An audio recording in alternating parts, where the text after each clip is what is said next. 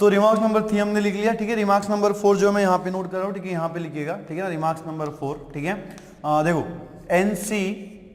n minus are, ठीक है। तो देखो NC n माइनस आर कैसे लिखेंगे, हमारे पास NCR का फॉर्मूला है, ठीक है ना। हमारे पास NCR का फॉर्मूला है, क्या है NCR का फॉर्मूला है, NCR इज इक्वल टू क्या होता है, n factorial by r factorial multiplied by n minus r factorial. तो NC n माइनस आर अगर हमें लिखना है तो r की जगह पे आपको यहाँ पे क्या दिख रहा है, n माइनस आर दिख रहा है। देखो आपको यहाँ पे क्या मिलेगा, ठीक है ना, n फैक्टोरियल जो आपका एज इट इज रहेगा, और जहां पे r है वहां पे हमें क्या पुट करना है, n माइनस आर। तो ये क्या हो जाएगा, n माइनस आर फैक्टोरियल, ठीक है, मल्टीप्लाइड बाय, ठीक है, मल्टीप्लाइड बाय n माइनस, ठीक है, n माइनस आर फैक्टोरियल, ठीक है, multiplied by n minus R factorial, ठीक है, इज इक्वल्स टू क्या मिलेगा, n फैक्टोरियल, ठीक है, मल्टीप्लाइड बाय, ठीक है, डिवाइडेड बाय, ये देखो n माइनस आर फैक्टोरियल जो है वो आपका एज इट इज है, ठीक है। और यहाँ पे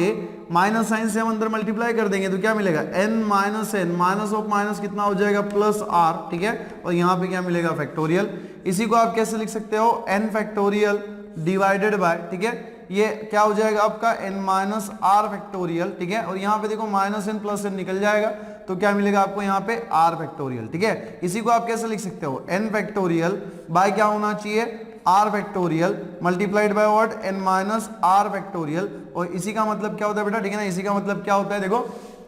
NCR है ना, कितना हो जाएगा NCR। तो इंप्लाइज क्या मिलेगा आपको यहाँ पे, LHS में आपने क्या लिया था, NC n माइनस r, और यहाँ पे आपको क्या मिला हुआ है, NCR। This means what, this means what, selecting the r object from the out of n objects is same as rejecting the n minus r object, है ना, rejecting what, n minus r object, ठीक है। देखो जब आपने n में से r object select किए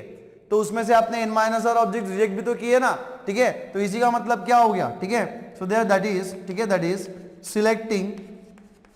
ठीक है, सिलेक्टिंग r ऑब्जेक्ट्स, ठीक है, सिलेक्टिंग r ऑब्जेक्ट्स, ठीक है, r ऑब्जेक्ट्स आउट ऑफ, ठीक है, out of, selecting the r objects out of n objects, ठीक है, n objects is same as, is same as, ठीक है ना, is same as rejecting, is same as rejecting, same as rejecting n minus r object, है ना, rejecting n minus r object, ठीक है। So then देखो फिफ्थ वाली, हम जो फिफ्थ वाली लिखिएगा रिमार्क्स, ठीक है, फिफ्थ वाली, ठीक है, NCA के बराबर में अगर NCB है ना, NCA के बराबर में अगर NCB है तो इसी को आप लिख सकते हो A is equals to B, मतलब selection of the object is same. इसी का मतलब क्या हो जाएगा, implies A is equals to, ठीक है, A इज इक्वल्स टू, यहाँ पे देखो हमने यहाँ पे क्या कहा था, प्रीवियस वाले इसमें देखो क्या कहा था कि selecting the R object out of n object is same as rejecting the n minus r object. अब यहाँ पे हमने कितने ऑब्जेक्ट सिलेक्ट किए, मान लो अगर B के बारे में बात करूँ तो यहाँ पे मैंने कितने ऑब्जेक्ट सिलेक्ट किए, B, तो ये किसके बराबर में हो जाएगा, सेम हो जाएगा किसके बराबर में, rejecting n minus B object, मतलब क्या हो जाएगा, इसके बराबर में मैं क्या रख सकता हूँ, n माइनस बी रख सकता हूँ। इसी का मैंने यहाँ पे यूज किया, जैसे r is same as n minus r, तो वैसे b किसके सेम, किसके जैसा हो जाएगा, n माइनस बी के जैसा हो जाएगा। और इंप्लाइज इसी को आप क्या लिख सकते हो, n is equals to a plus B, है ना, n की जो वैल्यू है वो क्या हो जाएगी यहाँ पे n plus B. So this is remarks number 5, ठीक है ना। और यहाँ पे आपको थ्योरम नंबर 6 लिखना है, सब होने के बाद यहाँ पे आप नोट कर लेना थ्योरम नंबर 6, ठीक है, विच इज वेरी इंपॉर्टेंट, ठीक है। अगेन हमें यहाँ पे इसका प्रूफ वगैरह देखने की जरूरत नहीं है, सिर्फ हम लोग स्टेटमेंट को लिखेंगे which is important for us, ठीक है, नॉट द प्रूफ, ठीक है, प्रूफ हमारे लिए यहाँ पे इंपॉर्टेंट नहीं है, ठीक है। तो थ्योरम नंबर 6 जो है ना वो इसका स्टेटमेंट यहाँ पे आपको ऐसे नोट करना है, ठीक है, NCR plus NC R minus 1 is equal to यहाँ पे होता है n प्लस 1 CR, है ना, क्या होता है n प्लस 1 CR, ये आपको नोट करना है, ठीक है। इसके बाद हम लोग देखेंगे इसके एग्जांपल्स। तो चलो जी बढ़ते हमारे अगले एग्जांपल के तरफ, दैट इज एग्जांपल नंबर 17, ठीक है। इंट्रोडक्शन ऑफ एक्सरसाइज 7.4 में का एग्जांपल है NCERT का, दैट इज एग्जांपल नंबर 17, ठीक है। इसमें क्या कह रहा है, इफ NC9 के बराबर में NC8 है, अगर NC9 के बराबर में NC8 है तो फाइंड NC17, है ना। अब ये NC17 निकालने के लिए ना सबसे पहले हमें n निकालना पड़ेगा, व्हाट इज n। तो देखो n निकालने का तरीका क्या है, लिखिएगा solution for the example number 17, ठीक है ना, solution for the example number 17, ठीक है ना, टू फाइंड, ठीक है, टू फाइंड, ठीक है ना, टू फाइंड क्या फाइंड करना है हमें, NC17, है ना, टू फाइंड NC17, ठीक है। गिवन सबसे पहले जो दिया हुआ है आप यहाँ पे नोट कर लेंगे। गिवन आपको यहाँ पे क्या दिया हुआ है, NC9, ठीक है, इज इक्वल टू कितना आपके पास, NC8, ठीक है। वी फर्स्ट फाइंड, ठीक है, वी फर्स्ट फाइंड NC17 निकालने के पहले आपको n की वैल्यू पता करनी पड़ेगी। सो वी फर्स्ट फाइंड, ठीक है ना, वी फर्स्ट फाइंड n, ठीक है, वी फर्स्ट फाइंड n, ठीक है। तो यहाँ पे देखो हमारे पास NCR का फॉर्मूला है। NCR क्या होता है, n factorial divided by r factorial multiplied by n minus r factorial, ठीक है, multiplied by n minus r factorial. तो वैसे ही NC9 क्या हो जाएगा, n फैक्टोरियल, ठीक है ना, n फैक्टोरियल डिवाइडेड बाय, ठीक है, डिवाइडेड बाय कितना होना चाहिए, r फैक्टोरियल, r हमारे पास कितना है 9 फैक्टोरियल, ठीक है, multiplied by n minus r मतलब कितना हो जाएगा, n माइनस 9 फैक्टोरियल, ठीक है, n माइनस 9 फैक्टोरियल। और यहाँ पे देखो कितना दिख रहा है आपको, n फैक्टोरियल बाय क्या होना चाहिए, देखो r की वैल्यू कितनी है हमारी 8, तो ये हो जाएगा हमारा 8 फैक्टोरियल, ठीक है, और multiplied by n minus r, n की जगह पे हमें n ही रखना है, r की जगह पे हमें कितना रखना है 8, that is n minus 8 factorial, ठीक है। नाउ यहाँ पे देखो इसी को आप कैसे लिख सकते हो, ठीक है ना, इसी को आप कैसे लिख सकते हो, ठीक है। तो यहाँ पे देखो जैसे कि, ठीक है, n फैक्टोरियल यहाँ से निकल जाएगा, ठीक है ना, और ये n minus 9 multiplied by 8 factorial जो है ना, देखो 9 फैक्टोरियल को हम क्या लिख सकते हैं, हमारे पास एक फॉर्मूला है कि n factorial is equal to यहाँ पे क्या होता है n into n minus 1 factorial, है ना, क्या होता है n into n minus 1 factorial. तो वैसे ये जो n माइनस 9 फैक्टोरियल है, अगर मैं n फैक्टोरियल के फॉर्म में लिखूँ तो ये कितना हो जाएगा, देखो n माइनस 9 फैक्टोरियल को अगर मैं लिखना चाहूँ तो मैं क्या लिखूंगा, n इंटू, ठीक है, दैट इज n माइनस 9, है ना, n माइनस 9 मल्टीप्लाइड बाय क्या होना चाहिए, n माइनस 9 माइनस 1 फैक्टोरियल, है ना, n माइनस 9 माइनस 1 फैक्टोरियल, ठीक है ना। इसी को आप क्या लिख पाओगे, इसको तो ये एज इट इज इसको लिखेंगे तो कोई मतलब नहीं है, है ना, इसको लिखेंगे तो ये इंक्रीज होते चलेगा, n माइनस 10 हो जाएगा ये। अगर n माइनस 10 फैक्टोरियल हम निकाले तो, ठीक है, देखो बच्चों यहाँ पे ना आपको सोचना पड़ेगा, है ना, ऐसा नहीं है कि बस देखते बराबर हमारा आंसर आ जाए, हम इसको रिड्यूस करेंगे या फिर इसको रिड्यूस करेंगे। अगर मैं आपको डायरेक्टली बता देता कि मुझे यहाँ पे n माइनस 8 फैक्टोरियल को रिड्यूस करना है, जो कि हमें ऑलरेडी पता है, लेकिन फिर आपको ये समझ में नहीं आता कि इसी को क्यों रिड्यूस किया, इसको क्यों रिड्यूस नहीं किया। तो जैसे कि मैंने अभी आपको बताया कि अगर आप n माइनस 9 फैक्टोरियल को रिड्यूस करना चाहोगे तो इंक्रीज होते जाएगा n माइनस 10 फैक्टोरियल में, लेकिन अगर मैं n माइनस 8 फैक्टोरियल को लिखूं और ये फॉर्मूला अप्लाई करूं तो क्या मिलेगा, n माइनस 8, ठीक है, n माइनस 8 मल्टीप्लाइड बाय, देखो n की जगह पे ना हम लोग n माइनस 8 रख रहे हैं, तो क्या हो जाएगा n माइनस 8, ठीक है, मल्टीप्लाइड बाय n माइनस 8, और ये क्या है माइनस 1 फैक्टोरियल, ठीक है। तो आपको ये क्या मिलेगा, n minus 8 multiplied by n minus 9 factorial, जो कि इसके साथ फिर क्या हो जाएगा, कैंसिल हो जाएगा। और ये जो 9 फैक्टोरियल दिख रहा है ना, तो n 9 फैक्टोरियल को मैं क्या लिख सकता हूँ, 9 इंटू 8 फैक्टोरियल, क्या लिख सकता हूँ, 9 इंटू 8 फैक्टोरियल, और मल्टीप्लाइड बाय यहाँ पे n माइनस 9 फैक्टोरियल, जो इसको एज इट इज रखेंगे, और इसके बराबर में देखो आपको यहाँ पे क्या मिलेगा, 1 divided by 8 factorial multiplied by n minus 8 factorial, ठीक है ना, n माइनस 8 फैक्टोरियल। तो यहाँ पे देखो, और ये n माइनस 8 फैक्टोरियल है, इसको हमने रिड्यूस किया हुआ है, n माइनस 8 फैक्टोरियल को हमने किसके फॉर्म में लिखा हुआ है, n minus 8 multiplied by n minus 9 factorial, है ना, n माइनस 9 फैक्टोरियल, ठीक है। तो यहाँ पे देखो ये n minus 9 factorial, n minus 9 factorial यहाँ से निकल जाएगा, ये 8 फैक्टोरियल भी आपका यहाँ से निकल जाएगा। तो आपको देखो यहाँ पे क्या मिलेगा, ठीक है ना, आपको यहाँ पे क्या मिलेगा, ठीक है, is equals to 1 by n, है ना, इंप्लाइज क्या मिलेगा आपको यहाँ पे 1 बाय n के बराबर में, सॉरी 1 बाय 9 के बराबर में क्या होना चाहिए यहाँ पे 1 बाय, ठीक है ना, 1 बाय, यहाँ पे देखो 9 n माइनस 8, ये कितना है n माइनस 8, ठीक है। इसी को आप कैसे लिख सकते हो, ठीक है, n माइनस 8, ठीक है, इज इक्वल्स टू 9 को हम उधर शिफ्ट कर देंगे, कितना हो जाएगा 9 इंटू 1 इज 1, देखो n minus 8 into 1 is n minus 8 के बराबर में 9 इंटू 1 कितना हो जाएगा 9, ठीक है। इसी को हम कैसे लिख सकते हैं, n is equals to 9 plus 8, and 9 plus 8 कितना हो जाएगा भाई साहब, n इज इक्वल्स टू 17, है ना, कितना होना चाहिए, n इज इक्वल्स टू 17। तो n की वैल्यू हमें यहाँ पे 17 मिल गई, ठीक है। तो n की वैल्यू अगर हमें 17 मिल गई तो हम किस में पुट करेंगे, ये फाइंड हम कर सकते हैं, ठीक है। सो देयरफॉर, ठीक है, therefore NC17 is equals to कितना हो जाएगा 17C17, ठीक है। आप इसको इवैल्यूएट करना चाहो तो कर सकते हो, वही फॉर्मूला हम यूज करेंगे, कौन सा वाला, NCR is equals to n factorial by r factorial multiplied by n minus r factorial. आप चाहे तो इवैल्यूएट भी कर सकते हो, या तो फिर हमने रिमार्क्स लिखा था कि जब n की वैल्यू r आएगी तो ये जो आपका सिलेक्शन होगा, नंबर ऑफ सिलेक्शन जो होंगे वो कितने होंगे, आपकी 1 हो जाएगी, ठीक है। सो NC 17 जो है वो आपको 1 मिलेगा। और अगर आप सॉल्व करना चाहे तो ये फॉर्मूला आप पुट करो, इसके अंदर पुट करोगे n की वैल्यू और r की वैल्यू, ठीक है ना। n की वैल्यू और अगर आप r की वैल्यू पुट करोगे तो आपको क्या मिलेगा, 1 ही मिलेगा, ठीक है। एक तो ये हो गया, और इसको आप सॉल्व करके भी लिख सकते हो, ठीक है,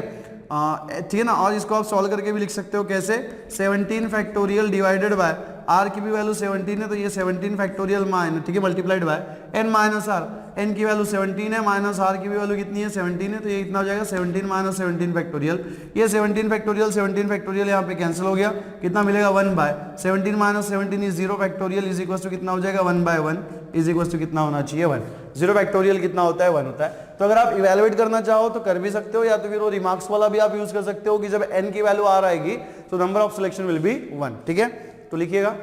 तो चलिए बच्चों बढ़ते हैं हमारे अगले एग्जांपल की तरफ, दैट इज एग्जांपल नंबर 18, ठीक है ना। क्या कह रहा है एग्जांपल नंबर 18, कह रहा है कि a committee of 3 persons is to be constituted from a group of 2 men and 3 women, in how many ways this can be done, है ना, इन हाउ मेनी वेज, ठीक है, दिस कैन, ठीक है, कैन दिस, ये दिस है ना, can this be done, ठीक है। तो देखो यहाँ पे ना सबसे पहले आपको क्वेश्चन को समझना पड़ेगा बेटा, ठीक है ना। कोई भी क्वेश्चन सॉल्व करने के पहले, जैसे मैं आपको हर बार बता रहा हूं कि कोई भी क्वेश्चन सॉल्व करने के पहले हम लोग क्या करेंगे, क्वेश्चन का एक बैकग्राउंड बना लेंगे, तभी हम आगे प्रोसीड करेंगे, ठीक है। तो देखो क्या कह रहे हैं, अ कमिटी ऑफ 3 पर्सन, ठीक है, अ कमिटी ऑफ 3 पर्सन, ठीक है, this is person, a committee of 3 persons is to be constituted from a group of 2 men and 3 women, in how many ways this can be done, ठीक है ना। अब यहां पे देखो आपको 3 पर्सन्स की कमिटी बनानी है ना, 3 पर्सन्स की कमिटी बनानी है, तो एट अ टाइम आप कितने पर्सन्स ले सकते हो, एट अ टाइम आप कितने परसेंट ले सकते हो, 3 पर्सन्स ले सकते हो, ठीक है। और हमारे पास टोटल कितने पर्सन्स है, 2 मेन है और 3 क्या है, वुमेन है, तो टोटल पर्सन्स हमारे पास कितने हो गए 5। एट अ टाइम हमें कितने लेने हैं, 3 लेने हैं। और यहां पे देखो सिलेक्शन हमें करना है, ठीक है ना, क्या करना है, सिलेक्शन हमें करना है। तो सिलेक्शन में ऑर्डर जो है वो इंपॉर्टेंट नहीं होता, ठीक है, सिलेक्शन में ऑर्डर जो क्या है इंपॉर्टेंट नहीं होता। तो अगर यहाँ पे ऑर्डर इंपॉर्टेंट नहीं है तो हमें सिर्फ कमिटी बनानी है, हमें सिलेक्शन करना है, मतलब हमें क्या करना पड़ना है, क्या करना है, कॉम्बिनेशन काउंट करना है, क्या करना है, कॉम्बिनेशन काउंट करना है, ठीक है। कॉम्बिनेशन में सिलेक्शन, ठीक है, ऑर्डर जो है वो इंपॉर्टेंट नहीं होता, किस ऑर्डर में आप सिलेक्शन करते हो, ठीक है। आप पहले वुमेन चूज करते हो या फिर मेन चूज करते हो, या फिर पहले आप मेन चूज करते हो या वुमेन चूज करते हो, ठीक है, बाद में वुमेन चूज करते हो, ये यहाँ पे इंपॉर्टेंट नहीं है, सिर्फ हमें सिंपली सिलेक्शन करना है। सिलेक्शन के लिए हमारे पास कितने पर्सन है, 5 पर्सन है, और एट अ टाइम हमें कितने ऑब्जेक्ट सिलेक्ट करने हैं, कितने पर्सन सिलेक्ट करने हैं, 5 पर्सन सिलेक्ट करने हैं, ठीक है। हमें क्या बनाना है, 3 पर्सन कमिटी बनानी है। तो 3 पर्सन कमिटी में 3 से ज्यादा लोग नहीं हो सकते, तो एट अ टाइम हम 3 पर्सन सिलेक्ट करेंगे। और कितने पर्सन में से हमें 3 पर्सन सिलेक्ट करने हैं, 5 पर्सन में से, ठीक है। ये तो हो गई इसकी बात। दूसरा क्या कह रहा है कि how many of this committees will consist of 1 man and 2 women, है ना, 1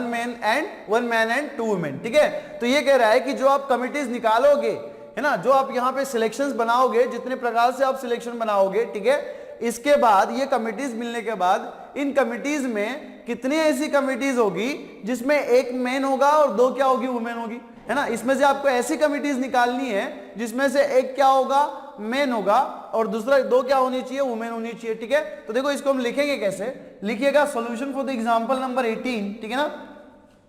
solution of the example number 18 sorry, here order is not important, here order is not important, ठीक है, here order is not important, यहां पे order जो है वो आपका इंपॉर्टेंट नहीं है, ठीक है। सो therefore we need to count, ठीक है, we need to count combinations, ठीक है, therefore we need to count combination, ठीक है, combinations, ठीक है, कितने कॉम्बिनेशन जो हम इसके बना सकते हैं, ठीक है। तो यहां पे देखो there will be, यहां पे कितनी कमिटीज हो सकती है, ठीक है ना, यहां पे कितनी कमिटीज हो सकती है, यहां पे उतनी कमिटीज हो सकती है जितने बार हम 5 पर्संस का सिलेक्शन कर सके, टेकिंग 3 एट अ टाइम, ठीक है। So there will be as many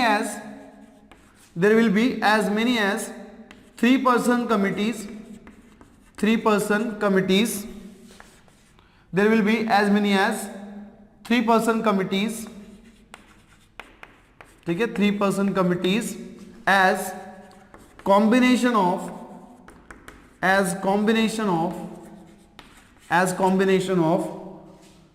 5 different persons, 5 different, ठीक है ना, 5 different persons taken, ठीक है, taken एट अ टाइम हमें कितने लेने हैं 3, taken 3 at a time, taken 3 at a time, तो क्या हो जाएगा, that is this can be done, ठीक है ना, दिस, ठीक है, दिस कैन बी डन इन, ठीक है, इन कितने वेज में ये किया जा सकता है, 5C2 ways, this can be done in 5C2 ways, तो देयरफॉर रिक्वायर्ड, ठीक है, required combinations is equals to क्या हो जाएगा 5C2, ठीक है, और 5C2 के लिए हमारे पास देखो फॉर्मूला है, we have the NCR formula, ठीक है, NCR फॉर्मूला क्या है, n फैक्टोरियल बाय, ठीक है ना, r factorial multiplied by n minus r factorial for r greater than 0 less than equals to n। देख सकते हो आप यहाँ पे r की जो वैल्यू है एट अ टाइम जो हमने ऑब्जेक्ट्स लिए हुए हैं वो कैसे है, 0 से बड़े और लेस और इक्वल्स टू किसके साथ इक्वल है, लेस और इक्वल है n के साथ इक्वल है, ठीक है, तो लिखेंगे कैसे हम लोग, ठीक है ना, कैसे लिखिएगा, सो देयरफॉर रिक्वायर्ड, ठीक है, रिक्वायर्ड कॉम्बिनेशंस, ठीक है, required combination is equals to, ठीक है ना, क्या हो जाएगा 5C2, 5C2 का मतलब क्या हो गया, n की वैल्यू 5, r की वैल्यू कितनी हो जाएंगी 2, इसमें हम पुट कर देंगे, तो क्या मिलेगा 5 फैक्टोरियल डिवाइडेड बाय r की वैल्यू कितनी है यहाँ पे 2, तो ये हो जाएगा 2 factorial multiplied by n minus r, मतलब कितना होना चाहिए 5 माइनस 2 फैक्टोरियल, ठीक है, इसी को आप कैसे लिख सकते हो 5 फैक्टोरियल बाय, ठीक है, 5 फैक्टोरियल बाय, ये हो जाएगा हमारा 2 फैक्टोरियल मल्टीप्लाइड बाय 5 माइनस 2 कितना होना चाहिए 3 फैक्टोरियल, इसी को हम कैसे रिड्यूस कर सकते हैं, 5 फैक्टोरियल को हम क्या लिख सकते हैं 5 into 4 into 3 factorial divided by what 2 factorial multiplied bye 3 factorial, ये 3 फैक्टोरियल यहाँ पे कैंसिल हो जाएगा, तो क्या मिलेगा 5 इंटू 4, ठीक है ना, क्या मिलेगा 5 इंटू 4 डिवाइडेड बाय 2 फैक्टोरियल, 2 का मतलब क्या होता है 2 इंटू 1, सो दिस इज 2 1 जा 2, 2 2 जा कितना हो जाएगा 4, 5 इंटू 2 आपको कितना मिलेगा 10, है ना, 5 इंटू 2 आपको कितना मिलेगा 10, सो रिक्वायर्ड कॉम्बिनेशन मतलब रिक्वायर्ड नंबर ऑफ कमिटीज, ठीक है, रिक्वायर्ड कॉम्बिनेशन का ही मतलब क्या है, रिक्वायर्ड नंबर ऑफ कमिटीज, ठीक है ना, क्या मिलेगी आपको, कितनी कमिटीज यहाँ पे बन सकती है ऐसी, कितने सिलेक्शंस यहाँ पे हो सकते हैं, 10 सिलेक्शंस यहाँ पे हो सकते हैं, ठीक है ना, 10 सिलेक्शंस आपके यहाँ पे हो सकते हैं, ठीक है, देन बढ़ते हैं आगे, क्या कह रहा है, how many of this committees will consist of 1 man and 2 women. अब आप एक बात यहाँ पे आप नोट करो, मेरी बात यहाँ पे आप समझिएगा कि इस कमिटी में आपको एक मैन सिलेक्ट करना है और 2 वुमेन सिलेक्ट करनी है, ठीक है, अब एक मैन आप कितने मैन में से सिलेक्ट कर सकते हो, टोटल मेंस हमारे पास कितने 2 है ना, दो टोटल मेंस हमारे पास कितने 2 है, तो यहाँ पे एक मेन सिलेक्शन करने के कितने वेज हो सकते हैं, ठीक है, देखो आपको कितने सिलेक्ट करने हैं 1 एट अ टाइम, आपको कितना लेना है 1, और नंबर ऑफ मेन कितने आपके पास 2, सो this is nothing but the selection of 2 different main taken 1 at a time, है ना, this is nothing but the selection of what 2 different main taken 1 at a time. उसके बाद क्या कह रहे हैं 2 वुमेन, तो 2 वुमेन को सिलेक्ट करने का तरीका क्या है, टोटल नंबर ऑफ वुमेन हमारे पास कितनी है 3, एट अ टाइम हमें कितने लेने हैं 2, ठीक है, so now one man can be selected, ठीक है ना, can be selected from 2 man in कितने वेज में किया जा सकता है, देखो एट अ टाइम हमें कितना लेना है, एक आउट ऑफ 2, है ना, एट अ टाइम हमें कितना पर्सन सिलेक्ट करना है, एक पर्सन सिलेक्ट करना है, और कितने पर्सन से टोटल 2 पर्सन से, तो मेन इन कितने वेज में हम लिखेंगे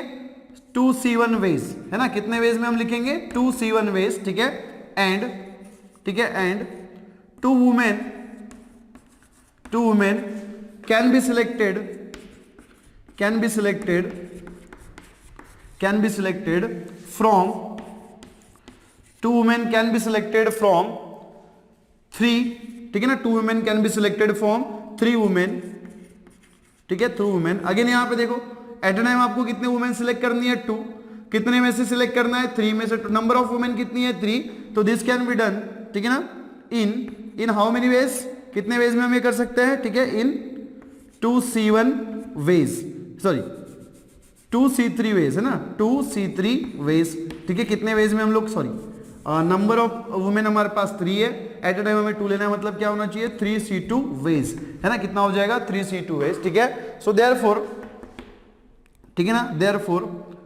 रिक्वायर्ड, ठीक है, रिक्वायर्ड कॉम्बिनेशन, ठीक है, required combination is equals to क्या हो जाएगा, 3C2